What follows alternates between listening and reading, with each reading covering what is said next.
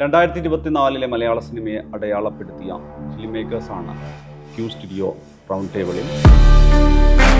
People like to get scared, so ഞാനത് utilise ചെയ്യുന്നു.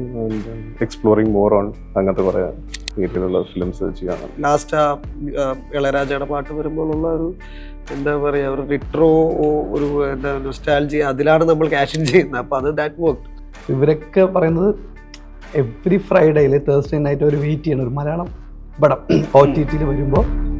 അവർ രാവിലെ ഓഫീസിൽ വന്നിട്ട് ഫസ്റ്റ് ചെയ്യുന്ന ജോലി ആ സിനിമ കാണുക എന്നുള്ള. ആട്ടത്തിൻ്റെ അവസാനത്തെ 20 മിനിറ്റ് ഡയലോഗ്സ് എല്ലാം ഓൺ സെറ്റായിരുന്നു എഴുതിക്കൊണ്ട്. ഈ എഴുതുന്ന സമയത്തും സ്ക്രിപ്റ്റും ഒരു ഉർവശിയും പാർവതിയും പോലെ ആക്ടേഴ്സ് വന്നാലേ ഇത് ഫുൾ ഓഫ് ചെയ്യാൻ പറ്റുള്ളൂ എന്ന് നമുക്കറിയാമായിരുന്നു. ഇഷ്കിന്തകണം പോലെ ഒരു മൂവി ഓണത്തിന് ഇറങ്ങുന്ന എന്താ പറയുക, എപ്പോഴും ഫെസ്റ്റിവൽ മൂഡിലുള്ള ആൾക്കാർ പ്രതീക്ഷിച്ചുകൊണ്ടിരിക്കുന്ന ടൈമിൽ നമ്മളെ മൂവി ഇറക്കുക, അത് ഹിറ്റാക്കുക എന്ന് പറയുമ്പോൾ ഉണ്ടാകുന്ന ഒരു സുഖം. കഴിഞ്ഞ ദിവസം കൂടി ഞാൻ ന്യൂസ് പേപ്പറിലൊരു വാർത്ത കണ്ടത്, പോലീസിന്റെ സൂക്ഷ്മദർശിനിയിൽ മറ്റൊരു കള്ളക്കടത്താരെ പിടിച്ചു എന്നുള്ള.